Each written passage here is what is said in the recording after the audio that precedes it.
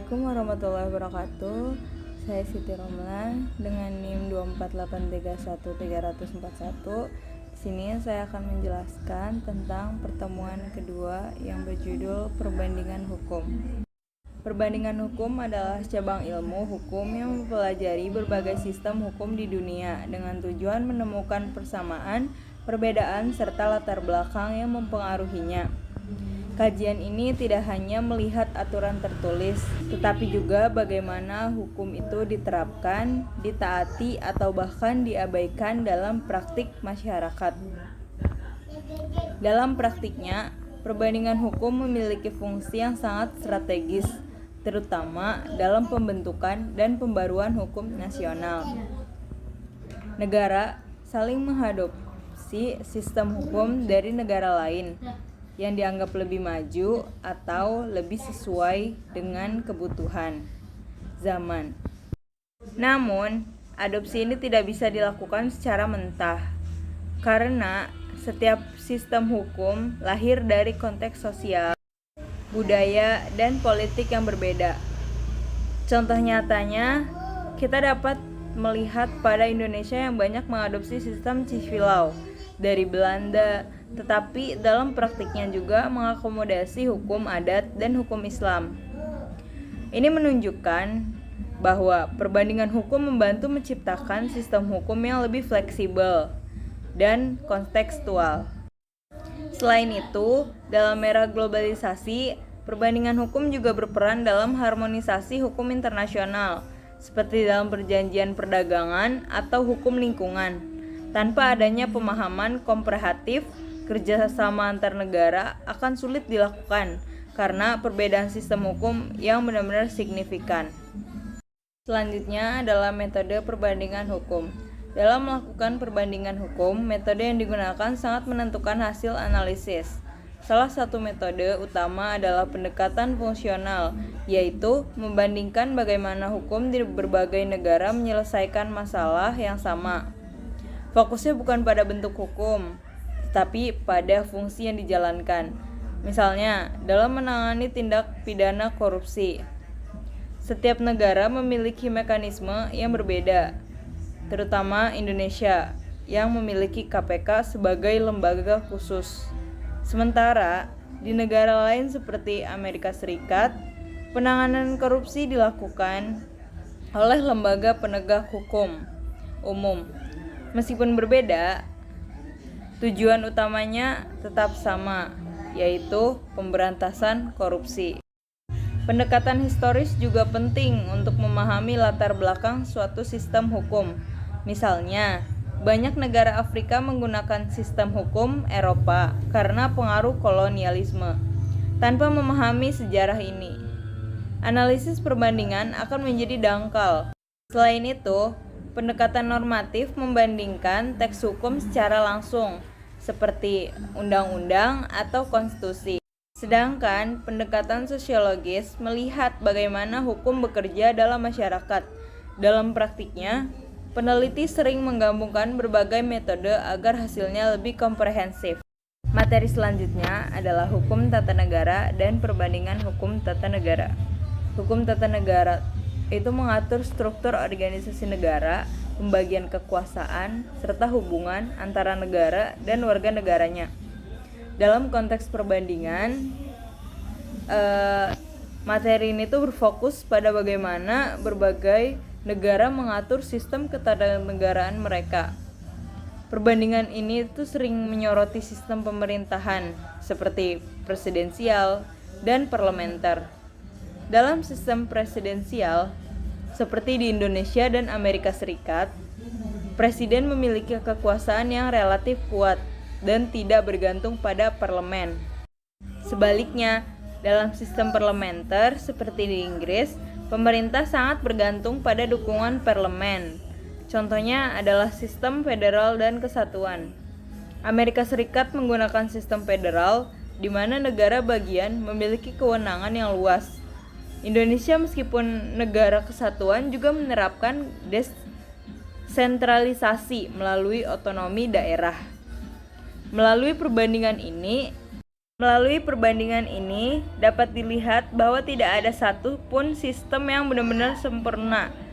Setiap sistem memiliki kelebihan dan kelemahan yang harus disesuaikan dengan kondisi sosial dan politik pada suatu negara tersebut. Selanjutnya adalah sistem dan tradisi hukum dunia. Sistem hukum di dunia dapat diklasifikasikan ke dalam beberapa tradisi besar, yaitu civil law, common law, hukum Islam, dan hukum adat. Tradisi civil law menekankan hukum tertulis yang dikodifikasikan secara sistematis. Contohnya misal Prancis dan Jerman. Dalam sistem ini, hakim hanya menerapkan hukum yang sudah ada dalam undang-undang. Sebaliknya, pada common law yang berkembang di Inggris dan Amerika Serikat, menempatkan putusan hakim sebagai sumber hukum utama. Contohnya, putusan pengadilan sebelumnya dapat menjadi dasar bagi putusan berikutnya atau preseden. Hukum Islam bersumber dari Al-Quran dan hadis, serta ijtihad ulama. Contohnya dapat dilihat di Arab Saudi yang menjadikan syariah sebagai dasar hukum. Sementara itu, hukum adat berkembang dari kebiasaan masyarakat, seperti hukum adat di Indonesia yang masih digunakan dalam penyelesaian sengketa tanah atau perkawinan di beberapa daerah. Keberagaman ini menunjukkan bahwa hukum sangat dipengaruhi oleh budaya dan sejarah masing-masing masyarakat. Selanjutnya adalah perbandingan konstitusi antar kawasan. Konstitusi di berbagai kawasan dunia memiliki karakteristik yang berbeda. Amerika Serikat memiliki konstitusi rigid dan sulit diubah, sehingga stabil tetapi kurang fleksibel. Di Eropa, banyak negara menggunakan sistem parlementer. Dengan konstitusi yang lebih fleksibel, Inggris bahkan tidak memiliki satu dokumen konstitusi tertulis, melainkan kumpulan hukum dan kebiasaan. Sedangkan Asia memiliki variasi yang luas, seperti Jepang yang memiliki konstitusi modern pasca Perang Dunia Kedua dan Cina yang menganut sistem komunis. Afrika banyak menghadapi tantangan dalam stabilitas konstitusi akibat konflik politik. Australia menggabungkan sistem federal dengan tradisi common law di Inggris. Perbandingan ini menunjukkan bahwa konstitusi bukan hanya dokumen hukum, tetapi juga cerminan sejarah dan dinamika politik dalam suatu negara. Selanjutnya adalah perbandingan relasi agama dan negara. Hubungan antara agama dan negara dapat dibagi menjadi beberapa model. Negara sekuler seperti Perancis memisahkan agama dari urusan negara secara tegas. Negara teokrasi seperti Iran menjadikan agama sebagai dasar utama negara. Sementara itu, Indonesia menganut model yang mengakui peran agama tanpa menjadi negara yang benar-benar agama. Contoh konkretnya, di Indonesia terdapat kebebasan beragama yang dijamin konstitusi. Tetapi, negara juga mengatur kehidupan beragama melalui Kementerian Agama. Perbedaan ini berpengaruh pada kebijakan politik, seperti pendidikan, hukum keluarga, dan kebebasan berpendapat. Materi selanjutnya adalah perbandingan bentuk pemerintahan. Bentuk pemerintahan terbagi menjadi monarki dan republik. Jadi ada dua. Monarki dapat bersifat absolut seperti Arab Saudi atau konstitusional seperti Inggris. Republik biasanya dipimpin oleh presiden yang dipilih oleh rakyat seperti di Indonesia. Perbandingan ini menunjukkan bahwa bentuk pemerintahan mempengaruhi legitimasi kekuasaan. Monarki mengandalkan tradisi, sedangkan republik mengandalkan kedaulatan rakyat. Lalu selanjutnya adalah perbandingan kekuasaan eksekutif. Kekuasaan eksekutif berkaitan dengan pelaksanaan pemerintahan. Dalam sistem presidensial, presiden memiliki kekuasaan yang kuat dan mandiri. Contohnya Indonesia dan Amerika Serikat.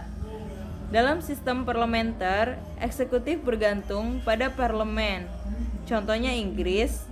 di mana Perdana Menteri dapat dijatuhkan oleh parlemen. Perbedaan ini mempengaruhi stabilitas pemerintahan dan efektivitas kebijakan publik. Selanjutnya adalah perbandingan lembaga legislatif. Lembaga legislatif berfungsi membuat undang-undang dan mengawasi pemerintah. Sistem unikameral memiliki satu kamar, seperti di beberapa negara kecil. Sedangkan sistem bikameral memiliki dua kamar, seperti Dewan Perwakilan Rakyat dan Dewan Perwakilan Daerah di Indonesia, atau House of Representatives dan Senat di Amerika Serikat.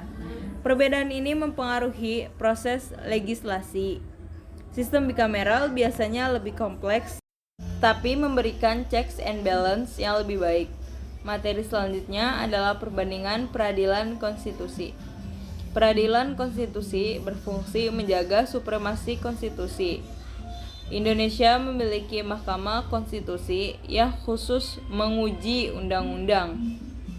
Di Amerika Serikat, fungsi ini dilakukan oleh Mahkamah Agung.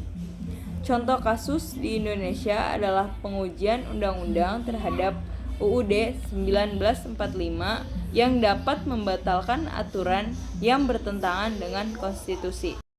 Perbandingan ini menunjukkan pentingnya lembaga independen dalam menjaga konstitusi. Perbandingan hak-hak konstitusional.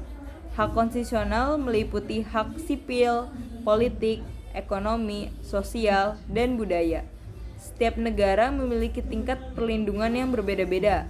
Contohnya, Amerika Serikat sangat menekankan kebebasan berpendapat, sementara negara lain mungkin lebih membatasi demi stabilitas. Di Indonesia, hak asasi manusia dijamin dalam UUD 1945, termasuk kebebasan beragama dan hak atas pendidikan.